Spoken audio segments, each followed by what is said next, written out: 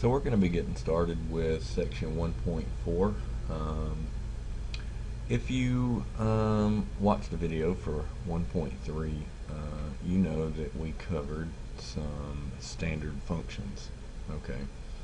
And I may have not mentioned, or you may have not noticed, but most of those functions only involved one x variable. So we had a squaring function, we had a cubing function, we had a square root of x, we had a cube root of x, we had an absolute value of x, and so on. Okay. And these are going to come important, and a general idea as to what their graphs look like will also be handy. So you may have to flip back to that section as we work this one to remind yourself, well, what do these standard functions look like? Okay, so 1.4, the title is Transformation of Functions, and we're only going to consider rigid functions, meaning that the shape of a particular function isn't going to change as in stretching or compressing the function. Okay, it's going to keep the same shape, and we're just simply either going to move it up, down, or we may flip it upside down, depending on the signs involved and the numbers thrown in alongside of these standard functions. Okay, and of course up here I just listed the expressions. I didn't put the f of x out to the side. Okay, so the first transformation that we're going to talk about is the vertical shift. And you see here we have f of x. This sort of represents one of the standard functions that we talked about in 1.3. And then off to the side you see plus k or minus k. And so really what we're doing here is we're just adding or subtracting some particular number. It can be any number k, and it can be plus or minus. Okay. So let's see. It says, and we're talking specifically about the graphs of f of x plus k or f of x minus k. It says it's the graph of just f of x, but shifted up, or shifted vertically, k units up or k units down. Okay. And you can pretty much guess which one's going to go up and which one's going to go down. The signs are intuitive. So if we look down here in example 1, both of these graphs on the left and the right, they have given us identical graphs of f of x. Okay, and there's two functions that they want us to graph over the top of f of x. We have an f of x plus 1 and an f of x minus 2. So I'm just going to write f of x plus 1 over here on the left, and I will use this right graph to plot f of x minus 2. Okay, in a nutshell, we are basically going to take this curve, f of x, and move it up 1. Okay, so one thing we could do is just simply find some points along this curve. This is a nice one. It's on the x-axis, and I say it's nice because if you look at this, what are we actually doing to the coordinates of these points? Well, as we've stated several times, f of x is interchangeable with y. And so if we write this expression with a y, it looks like this, y plus 1. And so really what we're doing is we're taking all the coordinates along this curve and we are adding 1 to the y coordinate. And so this coordinate, I would say, is 2 because it's halfway between 0 and 4, and it's on the x-axis, so y equals 0. Okay, if I take this coordinate and I add 1 to the y variable, okay, and I could express this in general terms as these coordinates represent the x coordinate, the input, and the f of x, the output, 0. Okay, and as the expression clearly states, we're going to take f of x and add 1 to it, and so we get a new set of coordinates, 2, 1.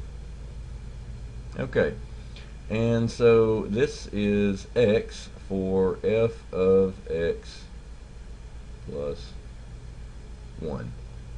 Okay, our new function. So I'm simply going to take this one and relocate it. Perhaps I could use a different color. I'll write it in blue. Okay.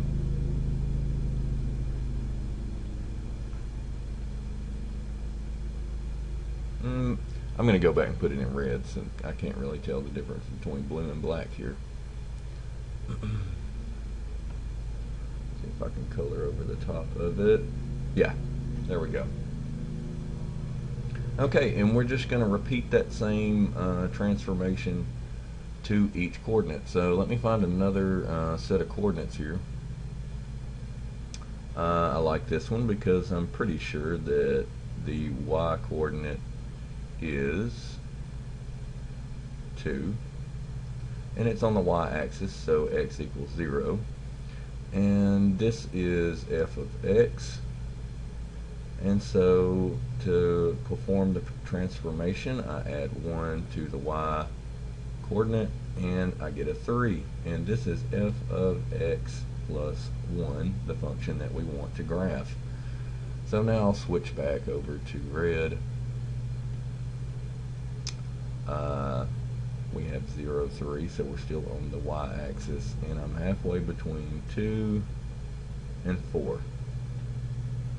Okay, now if you'll notice on this right side, it's just a straight curve, and so I have plenty of points to plot this half of f of x plus 1. And also note that this coordinate here, 0, 3, was transformed from 0, 2, and 0, 2 is where the straight segment stopped. Okay, and then we sort of transition into a more curved parabolic shape. And so likewise, this new set of coordinates, 0, 3, is where you can say it's either going to stop or start, but it's where the straight segment ends. Okay, and I'm not doing a very good job of drawing a straight line, but this segment in red should be straight. And we could put an arrow on the end to show that it continues downward and to the right. Alright, now we want to go back and find some points along the parabolic shape. I actually already have one, the beginning of it, and so I'll go here and I'll talk about this coordinate. And it looks like I have coordinates for this point, and they are -2 and -2. Okay, and this is f of x, and what we're doing is adding 1 to f of x, specifically the y variable, and x variable, the x coordinate stays the same, and we get a -1. -2 plus 1 is -1 for our f of x plus 1 curve. So I'll switch over to my f of x plus 1 color, red, and we want -2, so we're still along this line, vertical line, but now we want to shift up 1, and so we fall right about in there. Okay, and it's always nice to have at least 3 coordinates for a curved part, so I'll do one more, and then we'll take a look at f of x minus 2 over here on the right. Okay.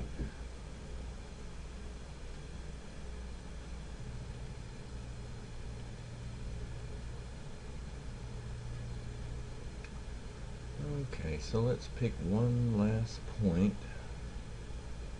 Oh, just switch over and be consistent with my colors.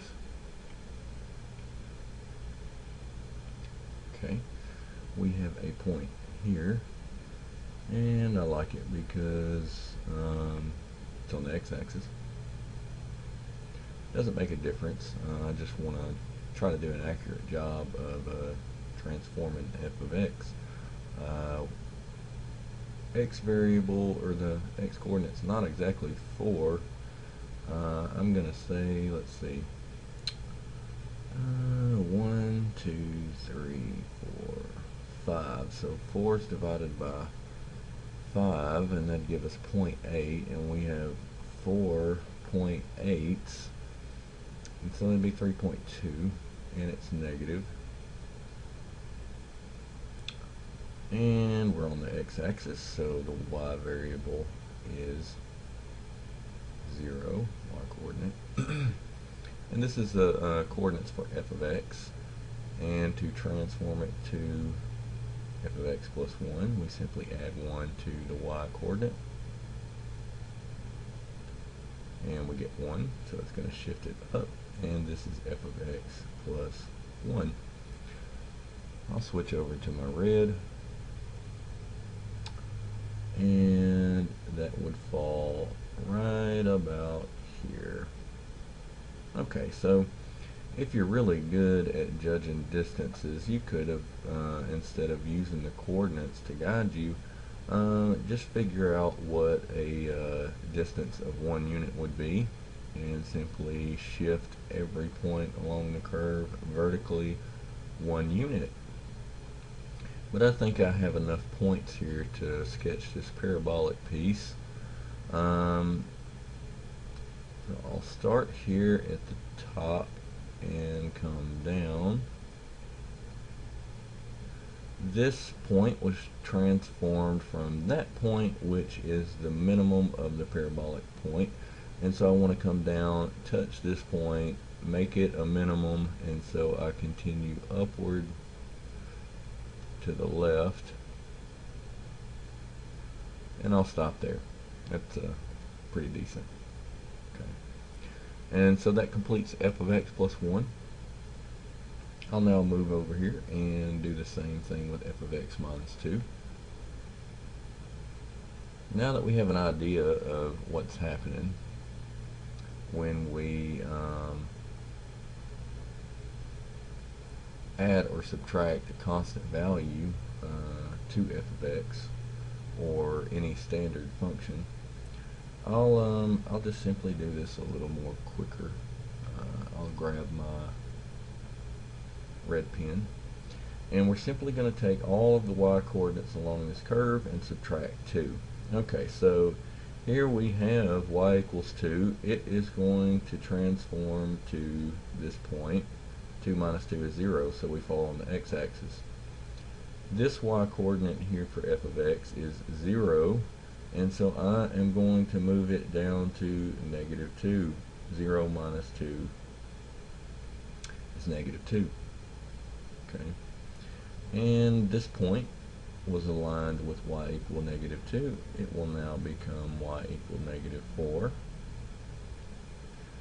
And here's another point on the x-axis that will now become a negative 2. Okay, and once again, this point on the origin was transformed from this tip, and so likewise with my red curve, I want that to serve as the tip of my function f of x minus 2.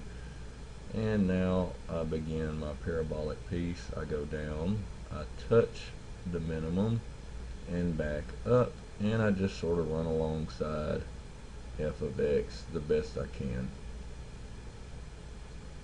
Okay, so these were examples of vertical shift transformations.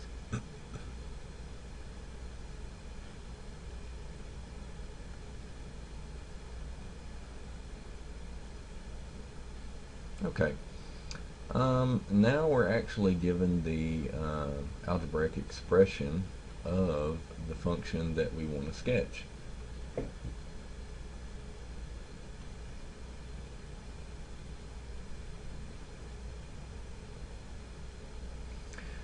And so here what you want to try to spot are some of those standard functions that we talked about in section 1.3.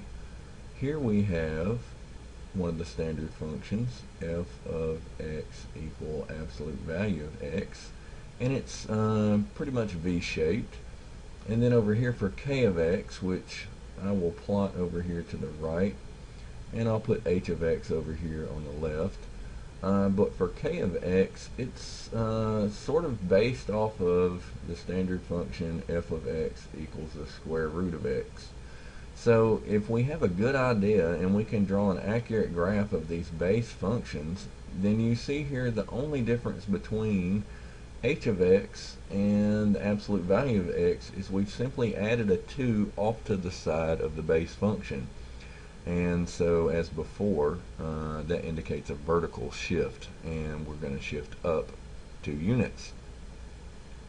Okay, so I'll take absolute value of x, and I'll plot it real quick. I could lay out a table to assist me, x, y, but it simply works by taking a negative number and giving me back the positive. So if I say -1, then I will start at -1 and go up to +1. And -1 is in between 0 and -2. If I put in 0, absolute value of 0 is 0. And so right now I'm just plotting the standard function. And if I put in a positive number, I simply get the same number in the positive version back. Okay, so now I'll draw a dashed line for this one, because this isn't actually what we want to plot. We want h of x.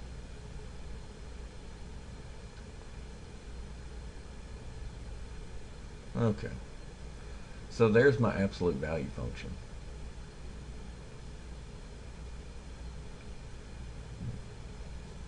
Okay, I could use this table that I just created, and I could come up with coordinates like I did before. I could say h of x here. Okay, well, what does h of x do with respect to these y coordinates that I've already laid out? Well, it simply just takes them and adds 2. So this would be 1 plus 2, 0 plus 2, 1 plus 2 again, and so I get 3, 2, and 3. Okay, so for h of x, if I put in a -1, which is along this vertical line here, or if I put in a 1, which is along this vertical line, and I'll just simply label these x equals -1, x equals 1, and I'll put it in red again. At -1, I want to go up to 3, so here's the -1 line, x equal -1, and I go up here to 3, and I plot my point. For x equal 1, for h of x, I go up to 3 also, which is right about there. And then at 0, the y-axis, I simply go up to y equals 2. And there it is. And so I'm already prepared to sketch my h of x function. It is f of x, and we've shifted it, we've transformed it up 2 units. Okay.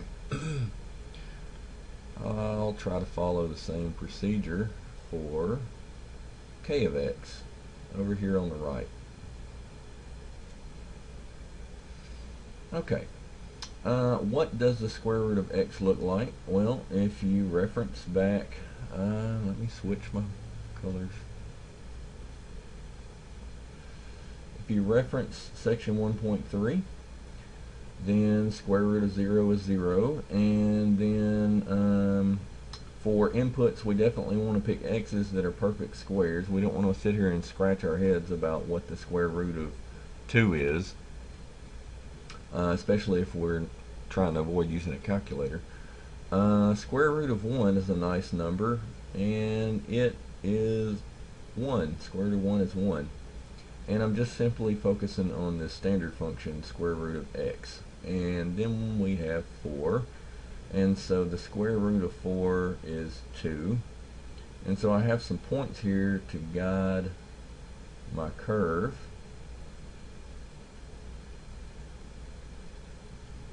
Okay, maybe that shouldn't be so flat. I'm not sure, but that's kind of what the square root function does. It starts at the origin, has a pretty sharp or a steep slope, and then as you continue up, it sort of flattens out, but it never completely flattens out. So this is square root of x. Okay.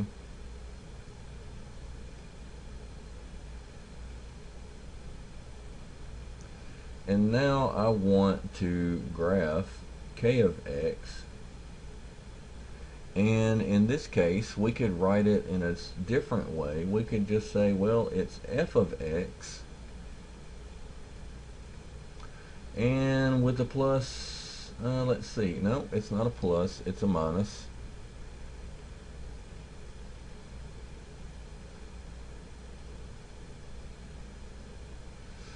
Minus 1. Okay, so we want to take this curve and move it down 1 vertically. If I do that from the origin, I will end up with a negative 1, y equal negative 1, also on the y-axis. And here I have y equal 1. I want to shift down vertically, and 1 minus 1 would give me 0 for the x-axis. And now here's my third point, y equal 2. It will transform me to y equals 1. Okay, and you may be wondering about these negative input values, negative x. Well, negative integers, or any negative number, is not in the domain of the square root function. Okay. So we won't be plotting points over here to the left of the y-axis. And this was the start point for my base function, and that coordinate transferred or transformed down here, and so this will also be the start of k of x. And I'll try to draw a pretty steep curve through there. And then as I pass through that second point, I want to try to flatten out and pass through the third one.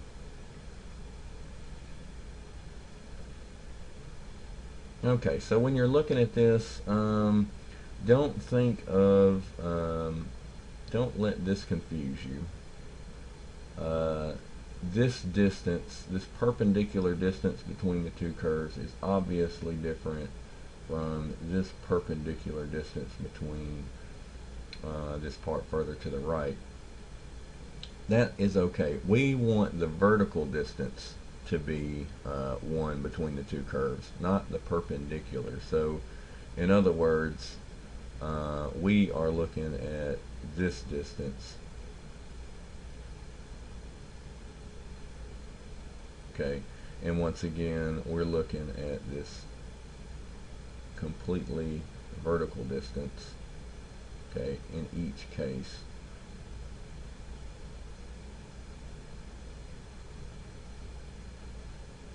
Okay, not the distance that's perpendicular between the two curves. Okay, so don't let that throw you off. We've done this correctly.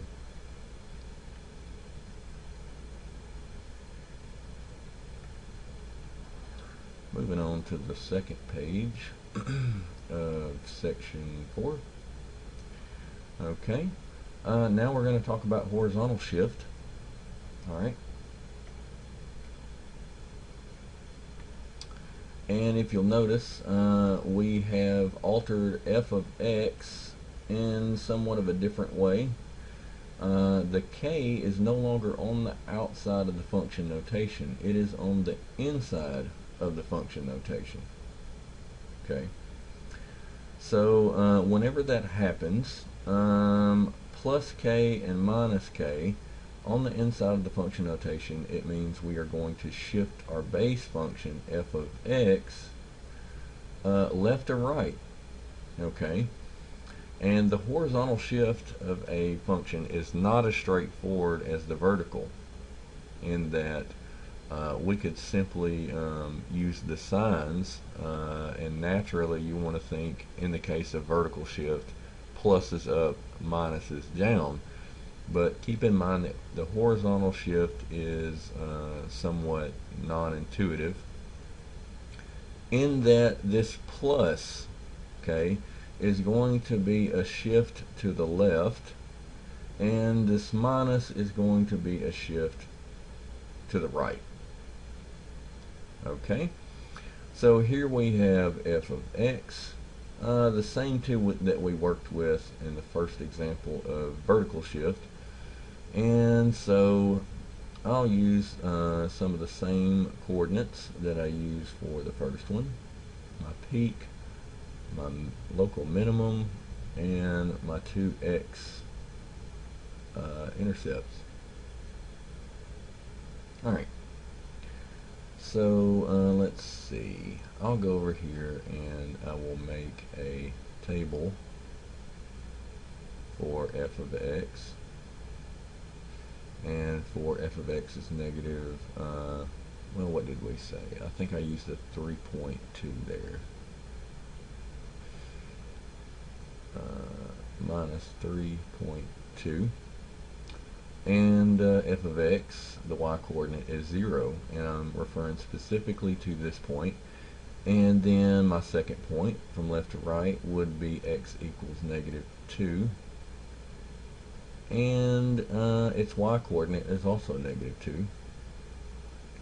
Then we have the point, our local max is 0, 2, and our final point is 2, 0. Okay, so I don't know how to move this over, and you can see that my points are a bit shifted. Let me fix that. Okay. So what are we actually going to sketch in this first one on the left? Well, I will put f of x plus 2 here, and then I'll put f of x minus 2 over here on the right. Okay, and I just simply want to show you what happens with the values with respect to a table. So just remember, we've got f of x plus 2. I'll put this on a new page. Oh, let me delete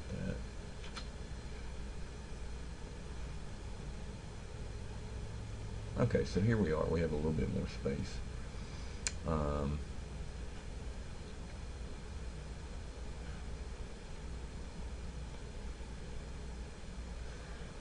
And I'll move this down below. And now I can extend my table to include f of x plus 2. Okay, so x is negative 3.2.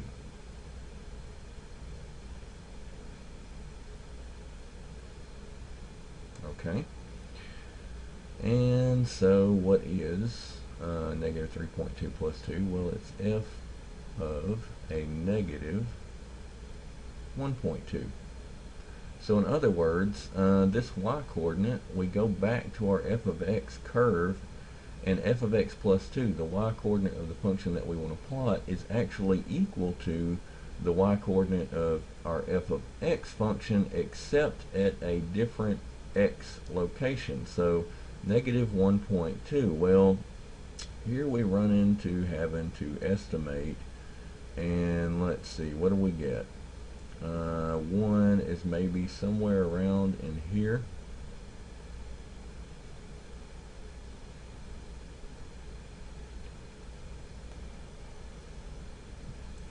Okay, so it's not really going to be obvious what's happening here. As I stated before, I know that this plus 2 is going to move it to the left 2 units. Okay. But I'm simply just going to walk through the rest of this table for f of x plus 2. Okay. And I'm somewhat guessing that this is going to be 0, f of negative 1.2. This looks about where 1.2 would be. Okay, so now I'll simply go through and calculate the rest of them. If I put in this negative 2 for x, I get plus 2 equals f of 0. So what was the y coordinate on this just plain f of x at 0? Well, it's 2. Okay, and you can see that these y coordinates are different. Okay, so what's happened is we've simply sort of had this y coordinate jump over to here for this x coordinate there. X equal negative 2. Okay, now I'll plug in 0 plus 2, and we get f of 2. Well, what's f of 2? If I look at my curve, at 2 I have 0. Okay, so now this coordinate is going to jump, this y coordinate is going to jump over there to x equals 0. Okay, and finally I have f of 2 plus 2 equals f of 4. Okay, and f of 4 is y equal negative 2. So this y coordinate is now going to shift over here to x equal 2. Okay, so let me run through here and plot some of these.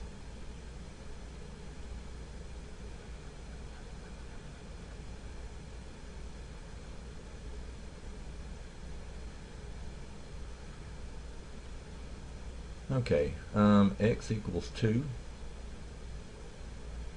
right along through here. We see that f of x plus 2 is negative 2. Let me put that in red.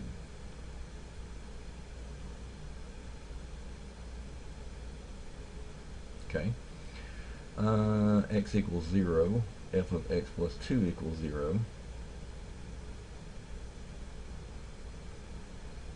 Okay, x equals negative 2, we get f of x plus 2 equals 0, or hold on.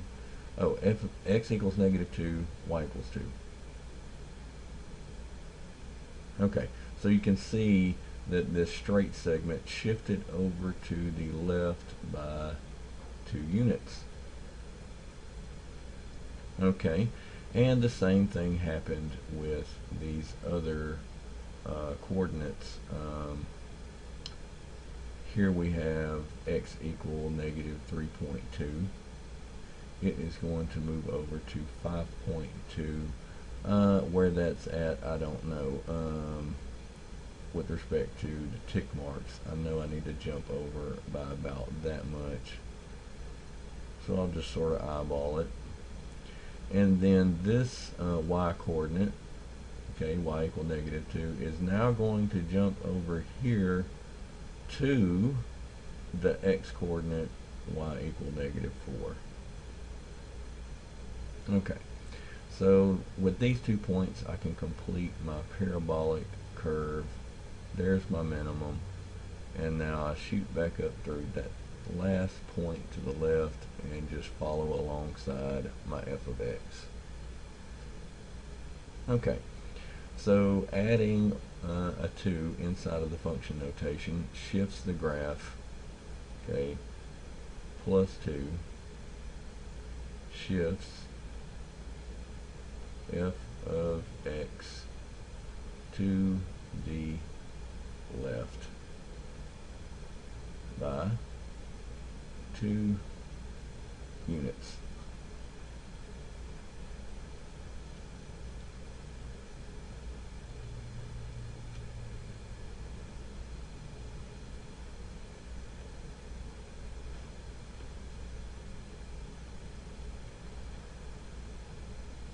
Okay. Now we actually have to pick out what our base function is. We're given the expressions for h, absolute value of x plus 1, and the square root of x minus 2.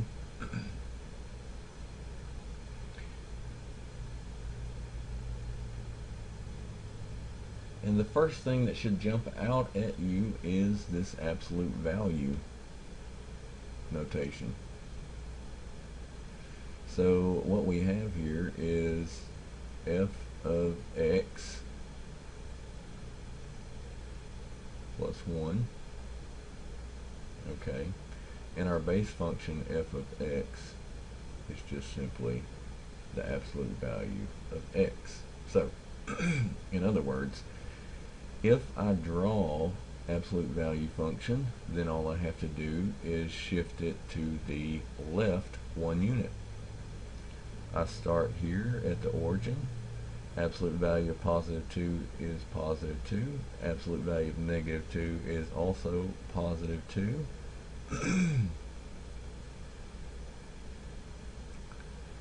Absolute value function forms a V shape. Okay. And so h of x is simply throwing in a plus 1 inside of the function. So for h of x, I'm going to take each of these coordinates and move them over 1. This one, x equals 2, and so it is going to move over here to x equal 1. And here's x equal negative 2. Negative 2 to the left, or subtract 1,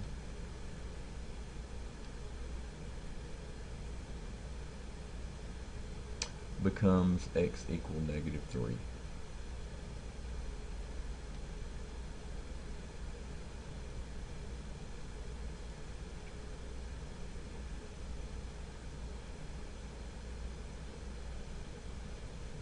And so here is h of x. Okay, let's analyze k of x, and the first thing that should pop out at you is the square root.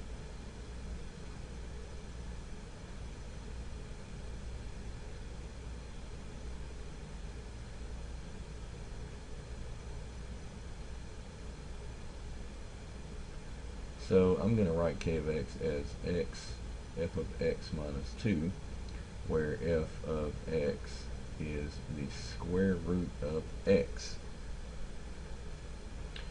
Okay, so if we take x minus 2, put it under the square root, we get k of x. Okay, so all we need to do is know what this square root function looks like, and then shift it to the right 2 units. Okay, and remember the signs are in a way backwards. Okay, plus is the positive x direction. Okay, but we actually move it to the left. Negative is the left x direction, but with the x minus 2 in the function notation, we move it to the right 2. Okay, so let's sketch the square root of x. It starts at the origin. The square root of 1 gives us 1, and then the square root of 4 gives us a 2.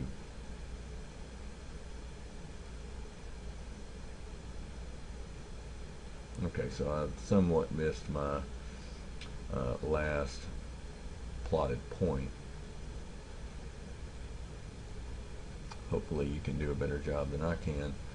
But now we want to take these points that I plotted and simply move them to the right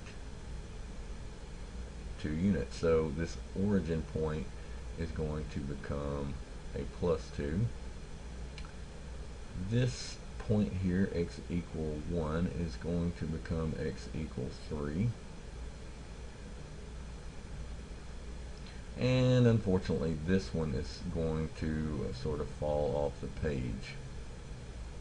Okay, but I can just sort of sketch this as best I can. I know that I want to pretty much go up through these first two, pretty steep angle, and then once I pass this second one on the right, I just want to sort of flatten out and run underneath my base function. So here we go, up through the second point and then somewhat close to square root of x function, and that's not as great as I would like it to be, but I'll just leave it at that.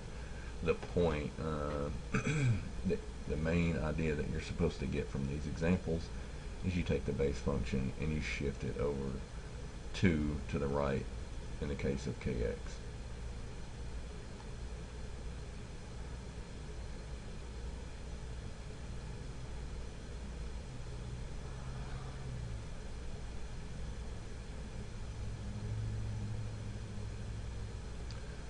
Okay, example 5. We have our base function f of x to the third, and we have our function t that we actually want to graph based off of x to the third. Let's just forget about the input x and the output y. Okay, let's just simply look at these extra numbers added in on top of x to the third.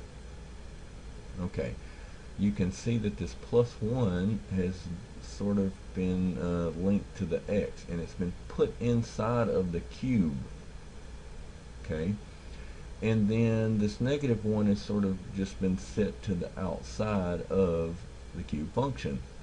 And so if I wanted to write t of x based on f of x, I could write it this way. I've taken f of x and I've put in an x plus 1 inside, and then I've put a -1 on the outside. So what this +1 is doing is it's shifting f of x to the, let's see, plus, it's going to go to the left 1 unit. Okay, what about the -1?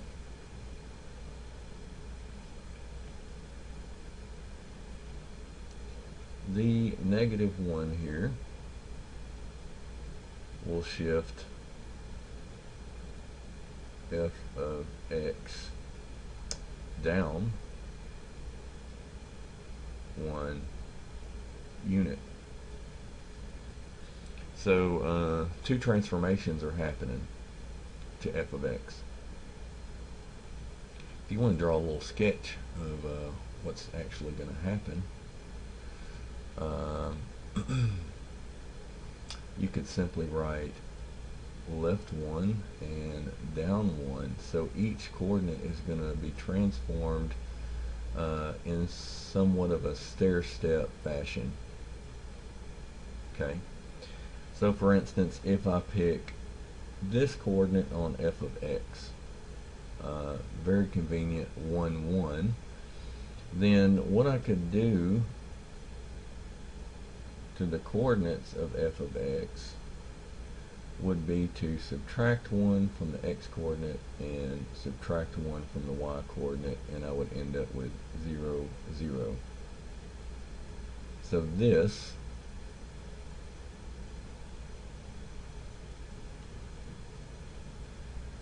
is going to end up right there. Okay, and instead of a little squiggly curve, I can actually use my stair step. We started there, left one, down one. Okay, now this gets tricky because t of x shares a lot of common points along f of x. They overlap quite a bit. Alright, so let me circle two other points on f of x in black. Okay. Just looking at f of x, we have a coordinate, this curve passes through the origin here.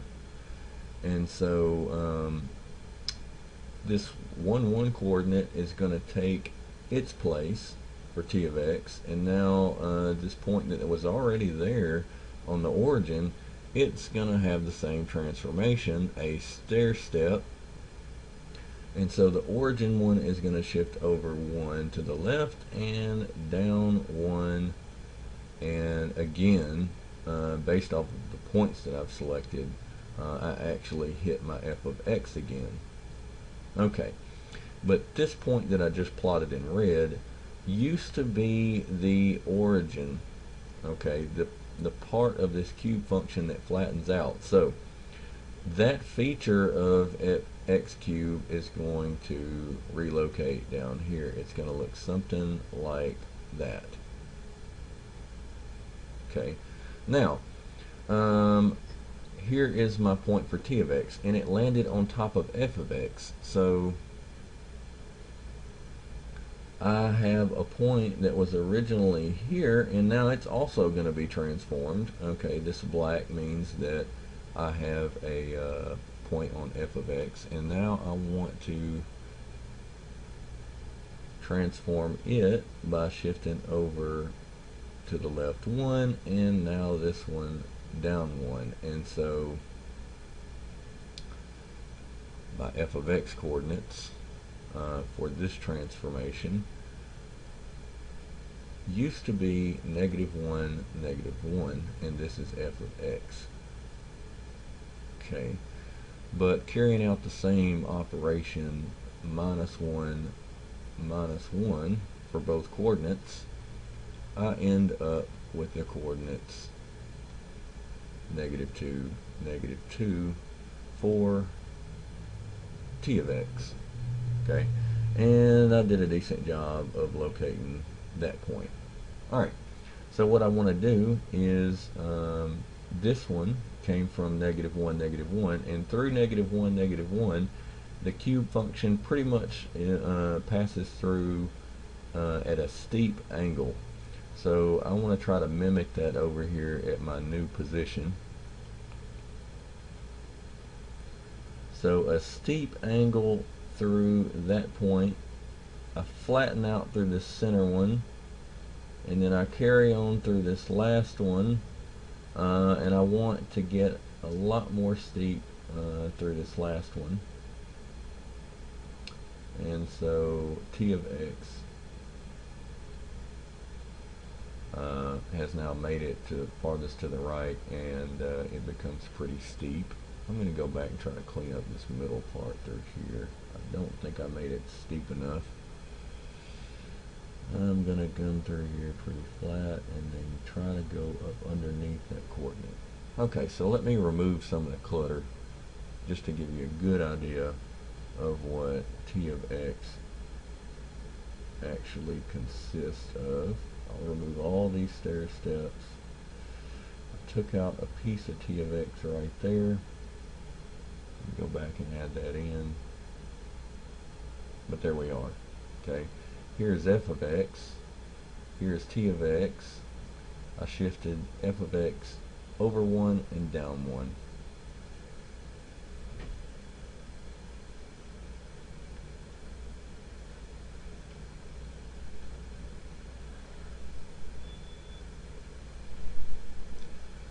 Okay, now here's our third type of transformation, a reflection in the x-axis.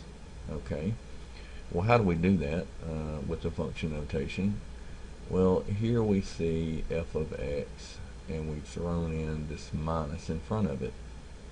Okay, and it says that is the mirror image of f of x with respect to the x-axis.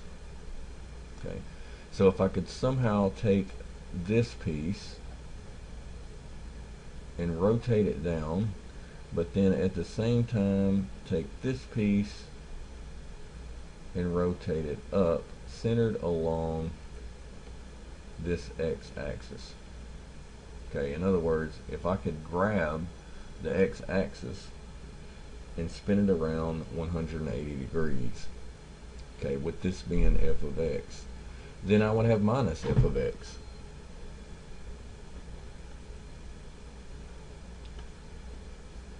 Okay, with respect to the coordinates, remember that f of x is interchangeable with y, and so what we're doing is we're simply changing the y value, the y sign.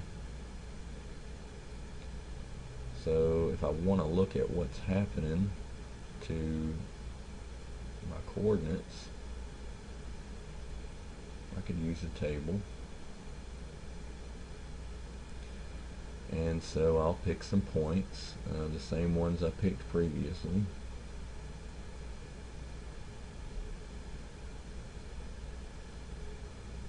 Okay, let's see, and I'm going to say that at -2 I've come back up here level with this y coordinate here. What is that? 4 is divided up into 1, 2, 3, 4, 5 units, so each unit is 0.4. Okay, so 1, 2, 3, 4. Hold on. No, it's each unit is 0.8. I'm sorry. So 1, 2, 3, 4 times 0.8 would be 3.2. Okay. So for x equal -2, I have 3.2. For x equal -1, I'm going to have to say that's about 1. Okay, 1 tick is 0.8. I'm a little bit above that, so I'm going to call it a +1. And then at x equals 0, I am at 3.2.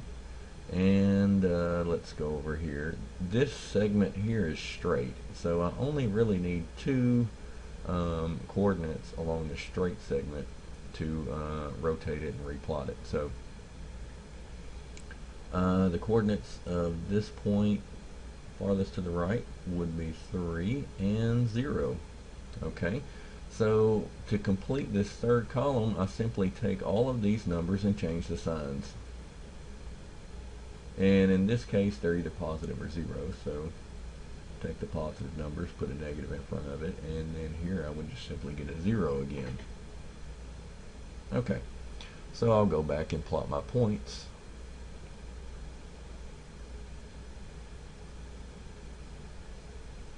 For minus f of x. Okay, -2, -3.2.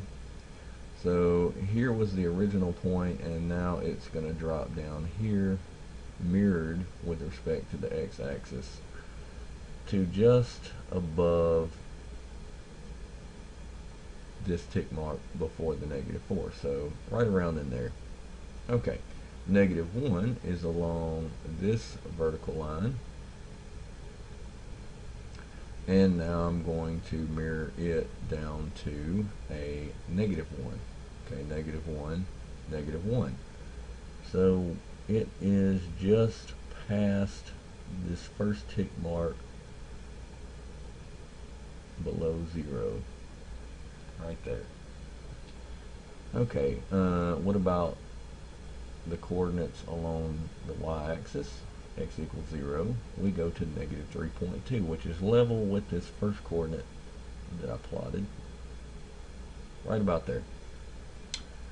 And then notice that this point was originally on the x-axis. Well, if I rotate the x-axis, it stays on the x-axis. So y coordinate's the same for either one. 3, 0. So I can just mark that x-intercept in red. Okay. This point here came from that one, so this is where I want my straight segment for negative f of x to end, and I want that to pass through there. And now the tricky part, I have to draw the curve upside down, and I come up. This is now local max, and now I go back down through my third point. Not such a great curve, but I'm definitely no artist. Okay, but that's what it would look like.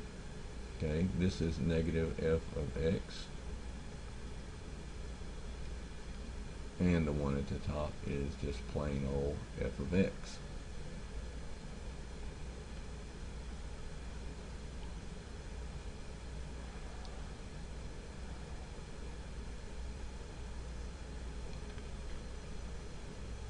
Okay, funny story. You didn't see this, but I actually worked example 7 and I did not hit record on my video recorder.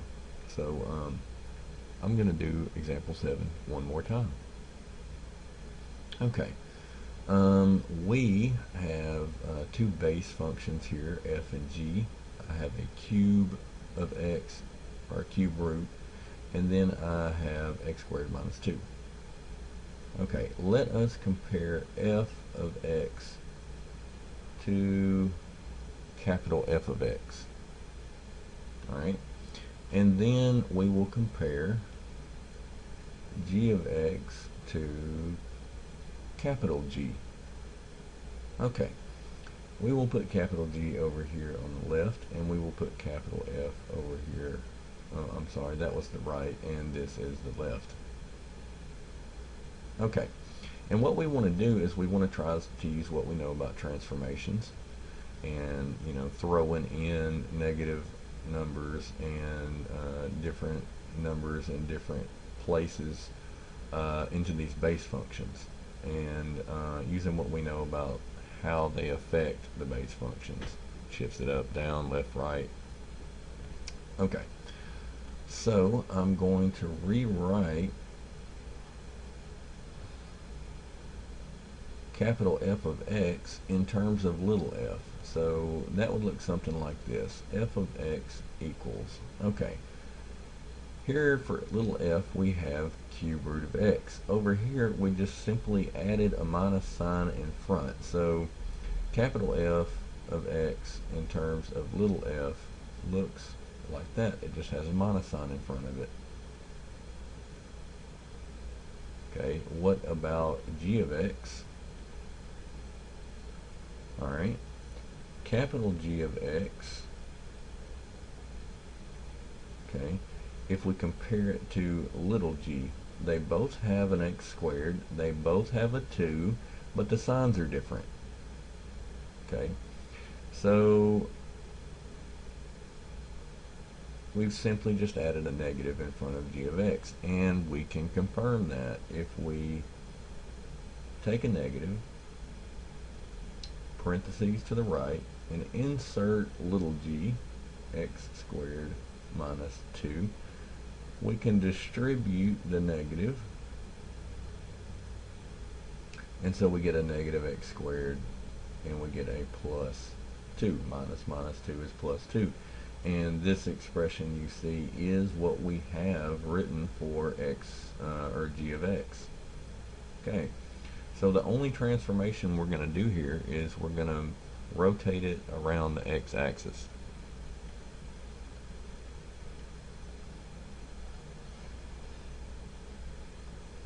Okay. So let me switch over to my red. These are nice points to pick out when you're having to mirror a function.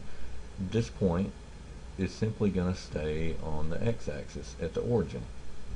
Okay, we'll pick out some points on little f of x. This one, we get the coordinates 1, 1. Here's another nice one. We get the coordinates -1, -1. Now, okay, if we mirror that, if we put a negative in front of the f of x, which is what capital F does, then we simply change the sign of the y coordinate. So now this one, to capital F of x, the coordinates will be -1 again, but change the y sign to a +1. And so this one is simply going to jump right up here.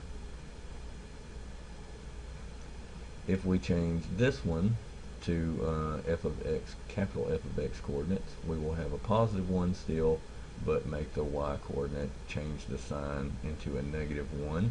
And so this one is going to jump down here. Okay. Now, if you have trouble drawing curves, you could always try to sketch some more points, or plot some more points in here in between -1 and 1. Okay, but I'm just going to simply look at the behavior of little f of x as it passes through this point and try to use the same behavior through this new capital F of x coordinate. Okay, you can see that it's sort of flat through here, and then as I pass through the point and I get closer to the y-axis, the slope becomes steeper and it points upward. Okay, if I mirror that, then I'm still going to be flat passing through this point on the top, but I'm going to be going down. And so as I get closer to the y-axis, it will fall a lot sharper, steeper. Okay, and then as I pass through the origin, I want to maintain that steep behavior, as you can see here for little f of x. And then as I get closer to this last point, I want to flatten out somewhat. Okay, so pretty sharp, pretty steep, and then flatten out and pass through. Go to the right, and I'll extend this one a little bit further to the left. And there we have capital F of x, the red curve. Okay, let's go over here and look at G. We got lucky here. We have these points. I don't know what the x coordinate is, but I know the y coordinate is 0. And so if I do a rotation transformation, then these points are just going to stay put. They will share the same coordinates as my capital G of x. Okay. And now if we find one more to help us draw the curve the best we can, we see that the coordinate of this point is -2, and that's simply going to become a +2. You just simply change the sign of the y coordinates along this curve. So these red coordinates are going to give us the capital G of x. This is a minimum. It sort of bottoms out and flattens out right along this region next to the minimum, and so this is now going to become a maximum, and so it's going to look something like that.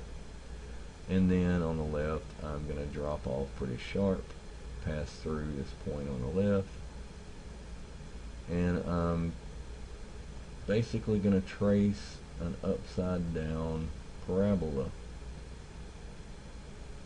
Okay, hopefully you can draw better one than I can, but hopefully you get the idea too. Okay, just change the sign of the y coordinates of your base function. Okay, flip it upside down.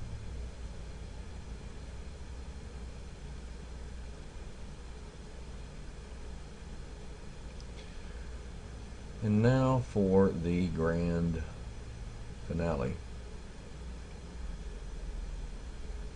We have f of x here. Okay, a little bit different than what we've seen, but at least we have this straight segment. We always like that. And now we have this new function g of x that we want to plot. Okay, so I won't do a table. Maybe I'll take a few points and do the various transformations to them. But I just simply want to point out what is different in g of x than f of x. Well, we have it written in function notation here, so it's pretty obvious. We have rotation. We have a -2 inside the function notation, which is going to shift right by 2. And then we have a constant on the outside of the function notation of +3, so shift up by 3. Okay, so every point that we pick along f of x, we want to change the y coordinate, or change the sign of the y coordinate, shift it right 2, and shift it up 3.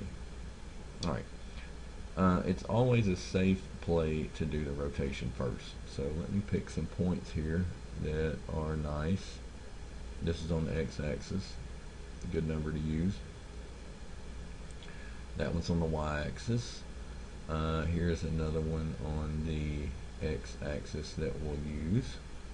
Okay, we only need 2 points for this segment because it's just simply a straight line. Here's a more curved piece of f of x, so I'll have 1, 2, and I'll pick another one out here to do for f of x. Okay, I will pick 4, +2. Okay, so first thing I want to do, I just want to focus on one thing at a time. I will rotate it. Simply change the sign of the y coordinates.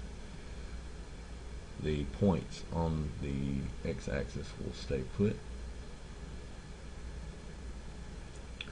The coordinates of this point with respect to y, I'm going to say is -1, and so it's going to jump up here to +1.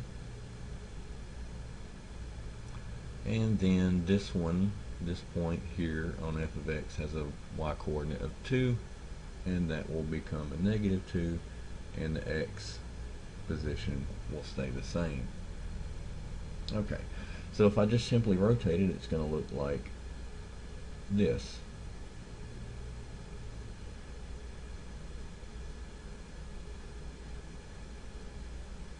Alright, but that's not the only transformation that's happening to f of x. We want to shift it right, and we want to shift it up. So I'll draw me a little map off to the side. I want to go to the right 2, and then I want to go up 3 with every coordinate here that I've picked out. And now instead of using these original f of x coordinates, the black ones, I'm going to start with the ones that I've already rotated. So this red one, that red one, this one here on the x-axis, and this one down here at y = -2. These red points are the ones that I'm actually going to shift right to and up 3. Okay, so I'm going to remove my dotted line. This is just sort of an intermediate graph anyway.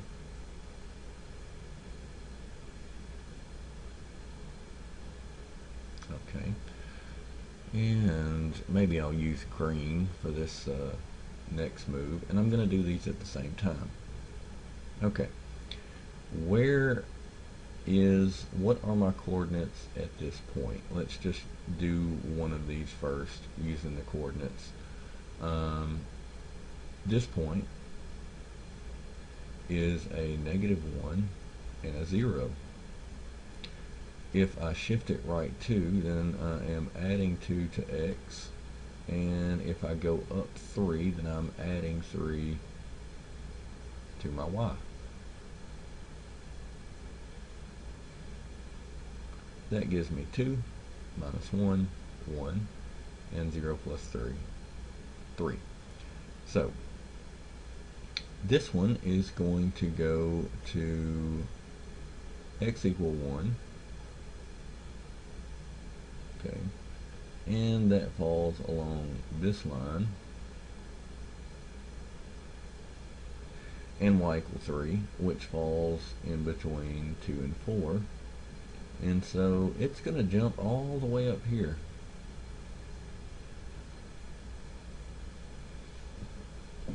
Okay. Now I'm simply going to run through the rest of my points and do the same thing. Alright, maybe I want to keep that arrow there. Let me go back and draw this in. Okay. Because we want to use this same behavior when we pass through this point as we do that point. Okay, what about this one in the middle? Well, I'm starting at x or y equal 1. If I add 3 to it, I go up 1, 2, 3. 1 plus 3 is 4. Okay, so temporarily I am at y equal 4, but my x coordinate is 0, and so I want to jump over here to, let's see, I want to add 2 to my x coordinate, which is going to fall along x equal 2. So I want to shift horizontally over to this point there. Okay. And when you have several transformations happening at once, your graph can definitely get pretty cluttered.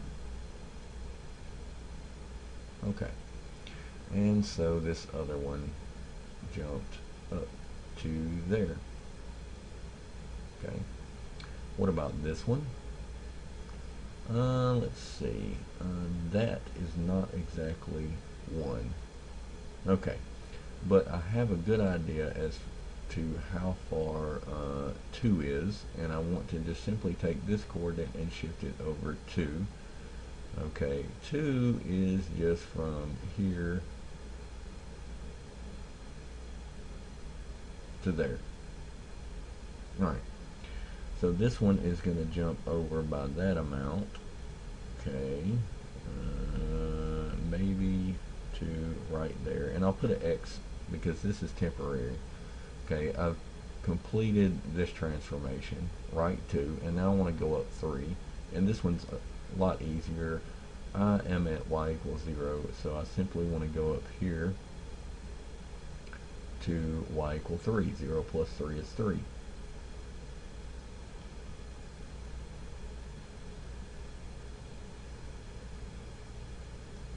Alright, I'll remove some of these dashed lines, clean this up a bit. Okay. This point came from that one, and so I want to have these 2 points to have the same behavior as this red curve down here. Okay.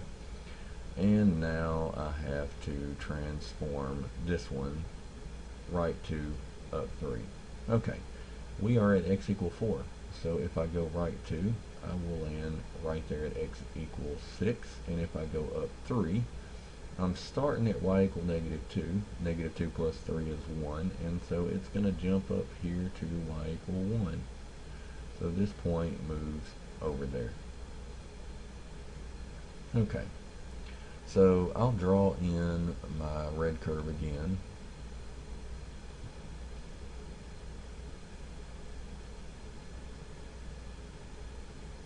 Looks something like that. And we just simply want to sort of cut this and paste it up here in the place of these green dots. So I'm going to erase my pointers. These just simply tell me what point came from what point. And I want my green again. And so here is my sharp peak. This should be a straight line. and then I am going to simply plot my curve. Now note, this one looks like it's on the curve, and it might actually land on the curve, but this isn't actually a green dot. We are just looking at this point, and that one. So I drop down through there, and then I want to flatten out through this last point. And that completes the graph of g of x. Okay, we have a little bit down here at the bottom. We'll just simply read it.